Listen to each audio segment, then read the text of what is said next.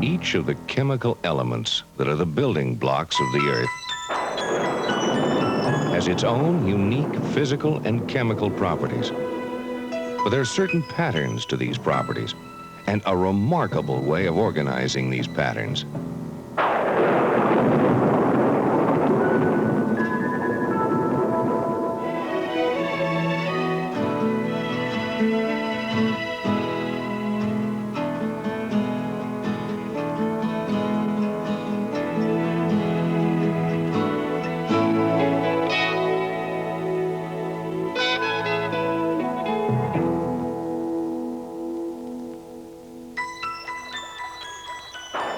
Hydrogen and oxygen are in the clouds, nitrogen in the wind, calcium in the rocks and in the river water that washes over them, magnesium in the chlorophyll of a leaf, carbon in the tissues of a crayfish, and copper in its blood.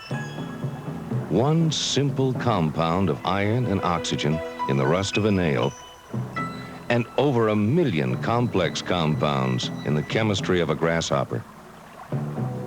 The elements and substances they form are the materials out of which our world is made. The landscapes of our world vary considerably, but with maps, we can organize many different kinds of geographic information.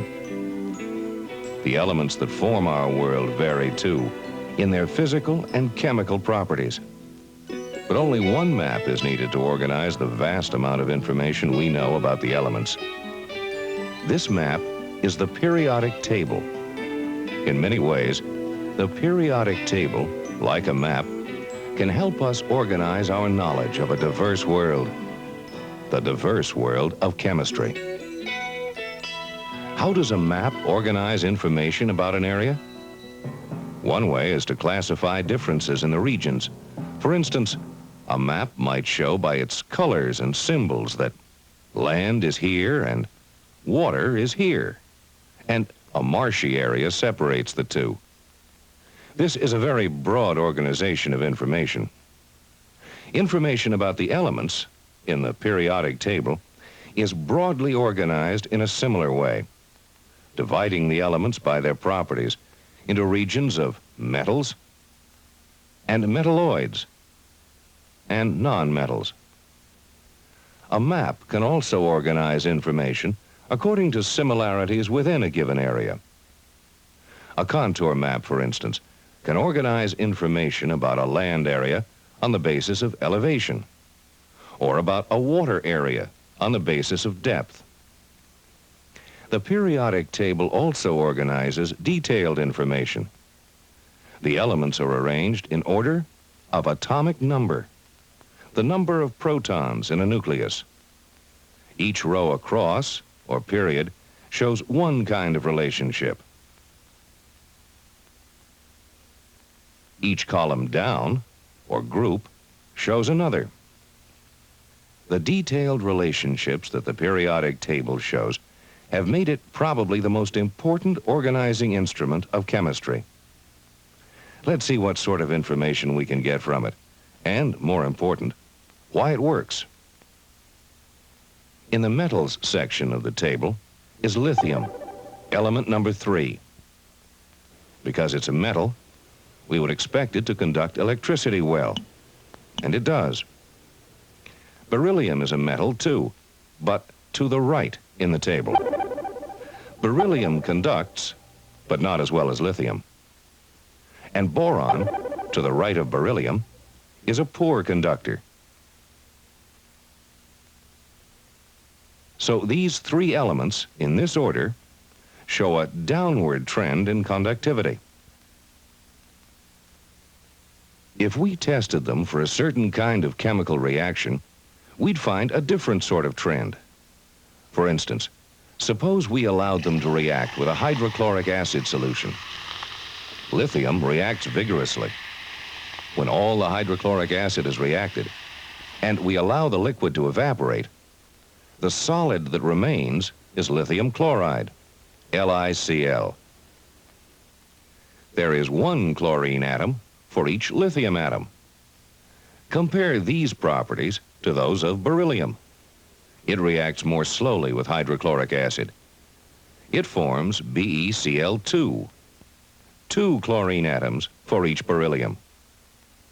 Boron reacts very slowly and forms BCl3, 1 boron atom, 3 chlorine atoms. So now we have also found a downward trend in reaction rate and an upward trend in the ability to bond with chlorine. Similar upward and downward trends in many properties of the elements are repeated throughout the entire table. For instance, take melting point. And let's start with element number 1, hydrogen this time.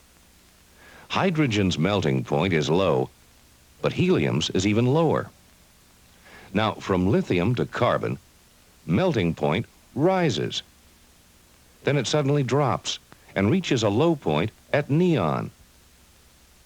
And with sodium, starts up again to silicon. Then drops to a low at argon. Then starts up again at potassium. Now it's clear that there's more than just a trend up or down. There's a pattern. And if we graph the melting points of all the elements in order, period by period, then the repeating or periodic nature of the pattern shows itself. Each repetition or period ends with one of the noble gases. These are at the low points of the pattern. And notice a noble gas ends each period in the periodic table. And lithium and the other metals in the column under it begin each period in the table. In the graph, each periodic rise in melting point begins with one of the metals in the lithium column. This same sort of periodicity shows up in the graphs of other properties of the elements when they're arranged as they are in the periodic table. Density, the mass per unit volume. Ionization potential, the energy required to remove an atom's outermost electron. But not only do the ionization potentials of helium, neon, argon, and the other noble gases have the same relative positions in the graph as they do in the periodic table, but so do the other elements in between, from fluorine and chlorine to lithium, sodium, and potassium. And in fact, if we simply laid out the elements from helium to potassium in order of atomic number on a strip of paper and wrapped it around a cylinder so that the noble gases fell in the same vertical column, we'd get the same correlations we saw on the graph. But these groups of elements share many more similarities than relative ionization potential. Take lithium, sodium, and potassium. All are soft metals with low densities and low melting and boiling points for metals. All are extremely reactive chemicals, even reacting violently with water. None of these elements is ever found pure in nature. Fluorine and chlorine, both gases at room temperature, are highly reactive nonmetals. Fluorine, like chlorine, is never found free in nature, only in compounds. And of course, helium, neon, and argon are all highly unreactive gases and always found in their pure form in nature. Of course, what this spiral arrangement leads us to, by snipping the strip apart after helium, neon, and argon, is the periodic table, in which most of the elements that fall in the same vertical columns are so similar that they're thought of as families. The alkali metals, the halogens, the noble gases. Hydrogen is a problem.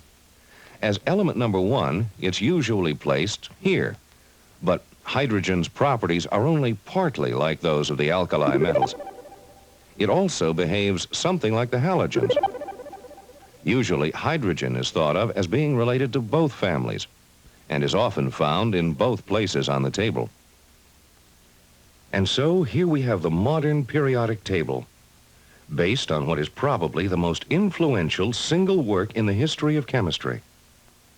Man-made element number 101, Mendelevium, honors the Russian chemist Dmitry Mendeleev who in 1869, drawing on the work of many before him, put together the beginnings of our modern arrangement of all the known elements based on their periodic properties.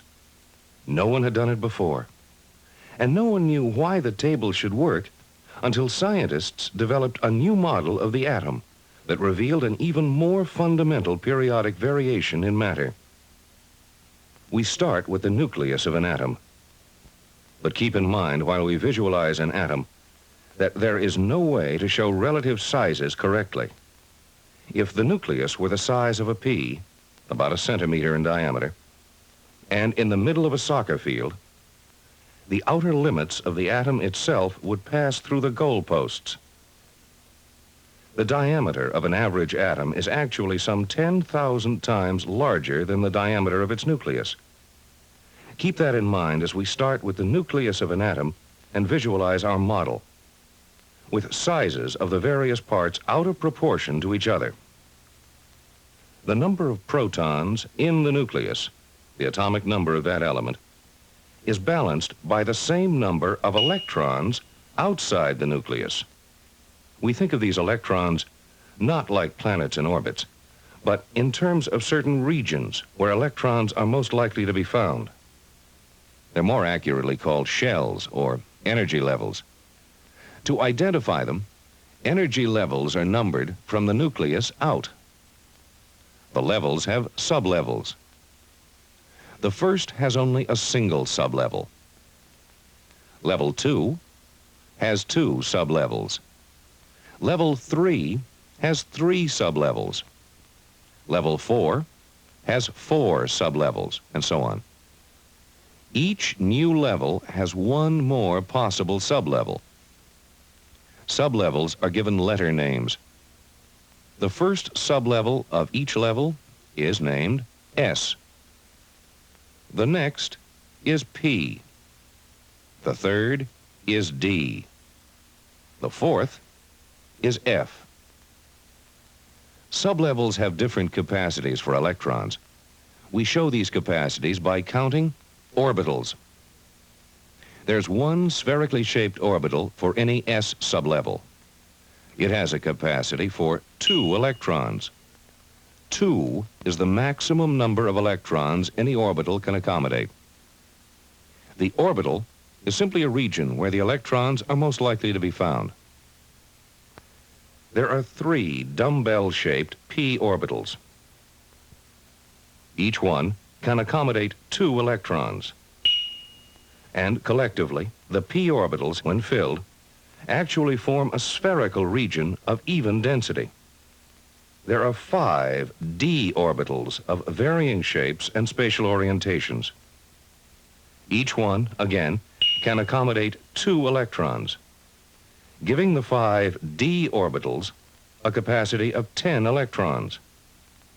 When filled, they also form a spherical region of even electron density. Let's see what we have so far in our atom model.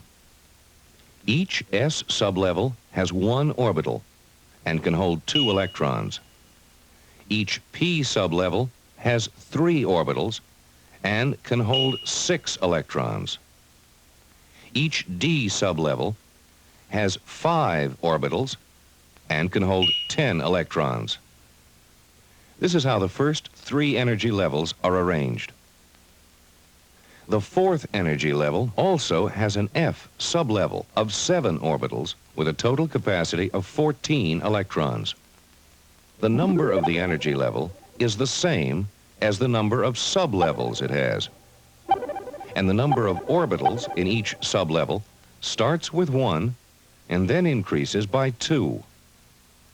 1, 3, 5, 7, and so on, with 2 electrons possible in each orbital. Now, how does this model explain the workings of the periodic table? Remember, the elements in the table are arranged in order of atomic number. Consider hydrogen. Because hydrogen is element number 1, its atomic number is 1, so it has 1 proton in its nucleus. And that means it has 1 electron to balance that charge. Now, according to our atom model, based on energy levels, electrons begin filling in the lowest available energy level of an atom. And so hydrogen, with just one electron, has it in the single orbital of the first level. Helium is element number 2, with 2 protons, and so it has one more electron than hydrogen does to balance its charge. And there's room for that second electron in the orbital of the first level. With helium, that level is filled. Any more electrons must go into the next level. And now notice the periodic table. Just 2 elements are in the first period, filling it just as 2 electrons fill the first energy level. The first element of the second period is lithium, element number 3. 2 electrons are in the first level, and 1 is in the S sublevel of the second energy level. Now, each element in sequence in the second period has 1 more proton in the nucleus, and therefore 1 more electron in the sublevels of the second energy level, until neon, with 8. And now, the second energy level is filled. Additional electrons must go into the third energy level. And once again, a new period in the table begins. Each time another proton is added to the nucleus, another electron is needed to balance that charge. Sodium is element number 11. 10 of its 11 electrons are in the first 2 levels of its atom, 2 in the first level, 8 in the second level. The 11th electron begins filling the third level. This means sodium has 1 electron in its outermost level, just as lithium above it, and hydrogen above lithium does. Now each element in sequence after sodium has 1 more outermost electron, each in the third level. Magnesium has 2, just like beryllium. Aluminum has 3, just like boron, and so on through the period. The orbitals of the D sublevel are next, but electrons always fill the lowest energy level available, and this D sublevel of the third level is not the lowest. So the next electron in an atom goes into the S sublevel of the fourth level. And a new period begins on the table, the fourth, with potassium, which has 19 protons. And as protons are added, additional electrons are added to balance the charge. Potassium has 1 electron in that S sublevel of the fourth level. Calcium has 2. Again, 1 and 2 outermost electrons, the same as in the pairs of elements above them. And now that the S sublevel of the fourth level is filled at calcium, the D sublevel of the third level begins filling in. With its 5 orbitals, it has a capacity for 10 electrons. And the next 10 elements in the periodic table are the result of this sublevel being filled, 1 electron at a time. And now the p orbitals of the fourth level can be filled. And as each electron is added, each of the next 6 elements in the periodic table is formed, each with the same outer electronic configuration as the 6 elements in the period above them. Now, so far, we've gone through about a third of the elements in the periodic table. Remember, Mendeleev arranged the table so that the elements with similar chemical properties fell in the same vertical columns. And based on our model, elements in the same vertical columns have the same number of electrons in their outermost energy levels. These electrons primarily determine chemical activity. Because the arrangement of these electrons recur periodically, the properties they produce recur in the same periods. And what we have demonstrated for the first 4 periods of the table holds for all 7 of them. Elements with the same number of outermost electrons fall in the same vertical columns, and all have similar properties. Now the atom model explains not only why there are certain families of elements, but why certain trends are seen in the table. Why, for instance, do the elements in the table become less metallic across any one period? Because metallic properties depend on the number of electrons in the outer shell. Sodium, in the first column, has 1. As the number of the outermost electrons increases across the period, the metallic properties decrease. After aluminum, the metalloid silicon begins the change into the non-metals phosphorus, sulfur, and chlorine, and finally argon. And then 1 electron appears in the next level, and we have a metal again, potassium. The periodic repetition of the properties of the elements, melting point, density, ionization potential, all the physical and chemical properties can be explained by this model that demonstrates the periodic nature of the structure of the atom. And this model explains why Mendeleev's periodic table worked. Like a map of a complex region, it summarized and organized a tremendous amount of information. Also, like a map, it offered guidance into unknown areas. Mendeleev was the first to use it in this way. As he worked out his table, there was a blank space below silicon. Trusting the map-like character of the table, he predicted that an element should exist to fill this space. He named it ecosilicon. Mendeleev based his table on the related properties of the elements. So he reviewed the trend in the properties of elements in the group containing silicon and calculated intermediate values for ecosilicon's properties. He predicted that ecosilicon's density would be about 5.5 grams per cubic centimeter. He also predicted that it would form a compound with 4 atoms of chlorine, and that this compound would boil at about 100 degrees Celsius. A few years later, the element was discovered and officially named germanium. Germanium's density is 5.36 grams per cubic centimeter. Germanium forms GeCl4, and this compound boils at 83 degrees Celsius. Mendeleev's predictions were remarkably close for an unknown element. In naming element 101 for Mendeleev, the scientific world underscored the great significance of his work. Mendeleev's periodic table, the basis of our modern table of the elements, provided a remarkable summation of information. It led us to a far more profound understanding of the nature of our world than we had ever had before.